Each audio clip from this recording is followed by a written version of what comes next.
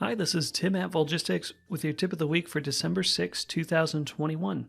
Today I wanted to talk about tracking contact information for your volunteers. As you know, a volunteer's address and phone numbers will show here on the Core tab of their record. And in most cases, that's sufficient to track the volunteer's information, but sometimes a volunteer may have more than one address or phone number that you want to track, such as if the volunteer is a snowbird with a seasonal address, or maybe they have a home and a business address that you want to track separately. Now, Help Topic 2296 shows how you can use the Contacts tab to track this, and I also want to show you how you can do it here in this video.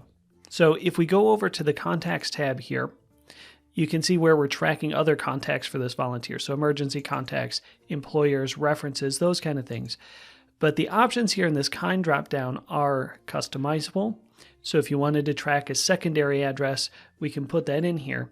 We just need to add an item here to the kind dropdown. So to do that, we're going to start by going to Setup, then expand Field Options, and go into Contacts tab. Then here we'll look for the kind field. It's near the bottom. And we can add a new item here. We're going to call this one Secondary Address, and click Save. So now when we go into the volunteer's record and go to the Contacts tab, we'll be able to add a new contact. And for kind, we'll choose Secondary Address. And then you can put in the volunteer's name here along with their new address and save it. So now I'll be able to see the secondary address here on the Contacts tab. And when the volunteer moves back and forth, we can actually use this Swap with Core button to switch the address and phone number information with what's currently on the Core tab.